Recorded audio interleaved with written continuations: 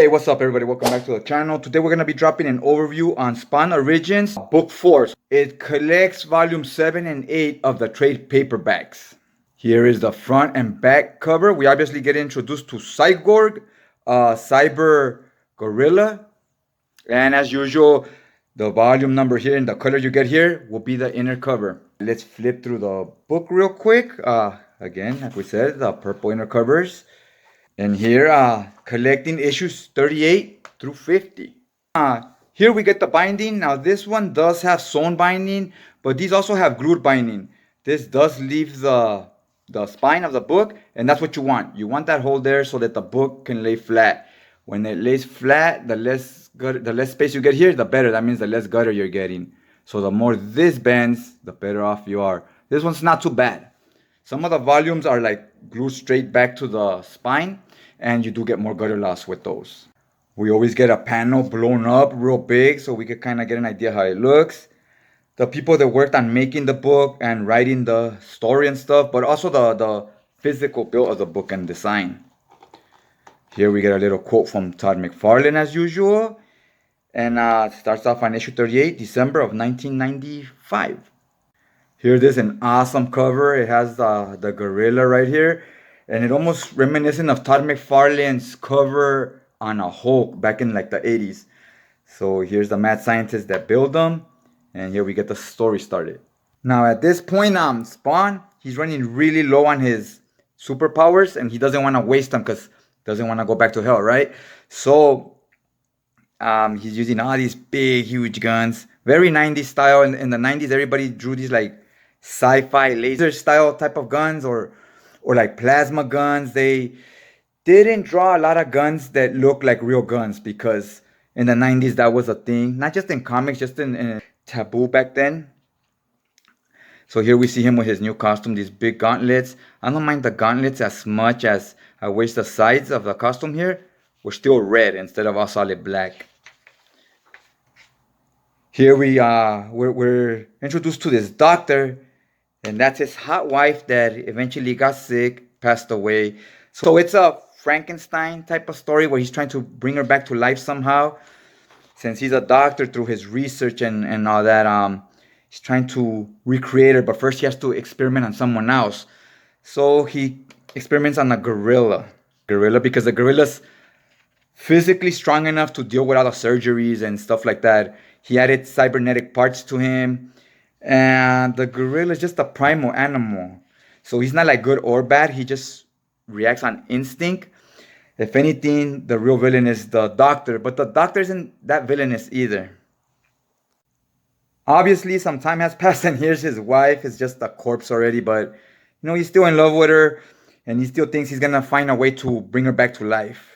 So he's still with all his mad experiments. And it's been a minute. Boom! He brought it to life. It's the gorilla. And he sees it works. It's possible. So now he has hope that he could bring his wife back one day. It looks real menacing here. I like how they do a lot of dark shades inside. So you don't quite get the features. You just kind of see like, it's not quite a shadow because you get some colors. But it's an illusion of just a shadow.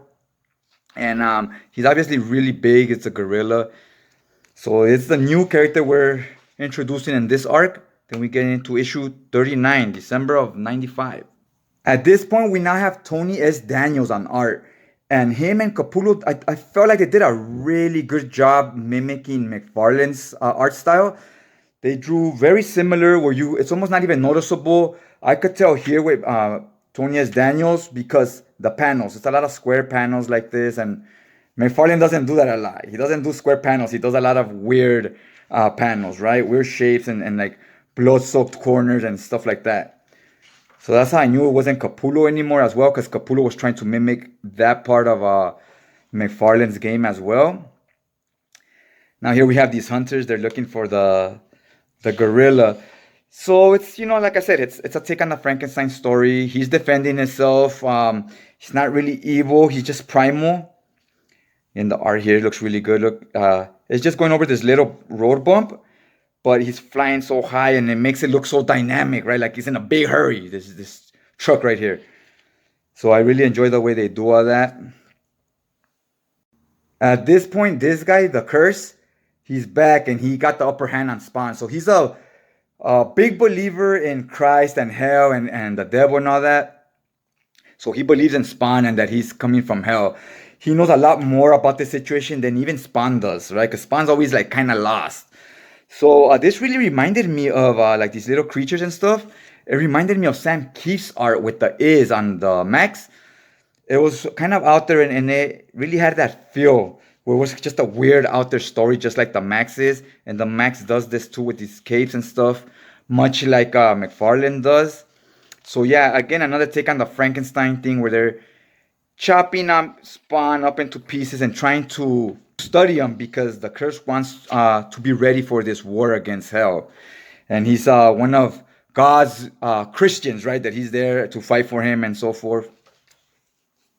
So it was both stories were kind of like a take on the Frankenstein thing.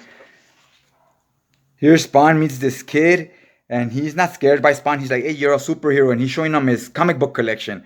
So he talks about X-Force. He talks about the Hulk, Image Comics, McFarlane, Liefeld, Tony S. Daniels. It was pretty cool. It was like for the fans, if you know some of those jokes, if you collect the comics or you were around in that time, you would get more from it, right?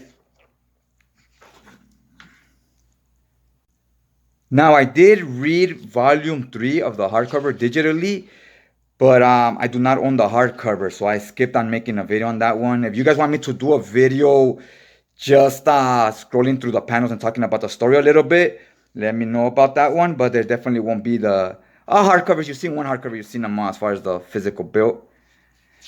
So yeah, they're attacking this kid now, but now the cape and the chains of Spawn have got to know the kid. So when he exaggerates and tries to fight, they react on instinct and they defend them. And Spawn, Al Simmons can't control them. They control themselves. So he will become very deadly once he knows how to work in sync with the chain and the capes. They're all their own entity. The game is like 4 different characters, right? Once they all learn to work together, he could become kind of like unstoppable. I really like what the colorist started doing here. Spawn is like, he's dissolving or disintegrating, right? He's falling apart right before our eyes, basically. And he's meeting his demise. He thinks he's on his way back to hell. And they draw these trees and the forest, very eerie, dark grays, black tones. And we get these werewolves with red eyes. Almost reminds me of the movie 300 with Frank Miller. How you see everything in gray and you see the werewolves. So there's a lot of that. And Spawn's trying to fight to stay alive and not go to hell. Here we get more of that. So it's a very eerie, very like horror feel to the book at this point with the coloring. Now the police and everybody's on Jason Wynn's ass. That's the villain, the main villain. Look again, another cover with the werewolves. So yeah, they're on him. And boom, we got introduced to this badass right here. It's another angel. So she was like, oh, Angela, who's the main famous angel we all know of. She's like, she didn't do her job correctly, so I came to take you out, basically, right? She's gonna go take out Spawn while he's at his weakest point right now. Send his ass right back to hell. And yeah, here we're getting for the showdown. This was a cool action showdown between the two. Look at the bear and Spawn here. They're almost like insinuating that like he has another superpower we're not aware of. He could control animals, or he could get power from the animals. So he's getting some power strength from the bear, but the bear also somewhat defends him because he could control it. So when he sees this angel and his instinct is to fight her, the bear attacks her, but he got ripped to shreds right away because obviously she's a lot more powerful. This one has blondie hair. Angela has the red hair. And their costumes are slightly different, but I do hope going forward we do get introduced to more angels and they're all their own character, right? That would be pretty cool because I do like the costumes. If we had 4 or 5 of them, that would be awesome. So this one, not gonna spoil much for you guys here, so I'm gonna skip to the next part, but it's a cool fight scene. This character Tremor from the end of volume 2, he reappears. So they sow the seeds, giving us a little peek at him in volume 2. We go all through volume 3 without him being there. Then volume 4, he's back. So it's cool that they slowly bringing the characters along, so we don't throw all of them in there at once. So we didn't get much of him. So now we're getting a little more of this character and of the gorilla, which most likely the gorilla will be the main player in the next volume. In this volume, it's his first appearance, but he's the background player, and Tremor is the main new character we use. So look, here's this cool cover. They're obviously having a team up because this guy's somewhat good. He's not like a full villain. Now we're getting back to imitating Mcfarlane's panels, right? Instead of just basic square panels. So that's pretty cool right there. Look at this. Huge 2-page spread. These books, I hesitate to read them digitally sometimes just because of stuff like this. When you get these huge 2-page spreads, they just don't hit the same when you're reading it digitally. They look awesome. But it's still, digitally, still not a bad way to read the book. The most cost-effective way, I would say, is probably picking up those compendiums. You get all the way up to the first 4 hardcovers, which is this one of the compendiums. So it's a killer deal. You don't get the covers or extras, but you get the story, and that's the important part. Here are some of the extras. As usual, it's just some of the covers in black and white.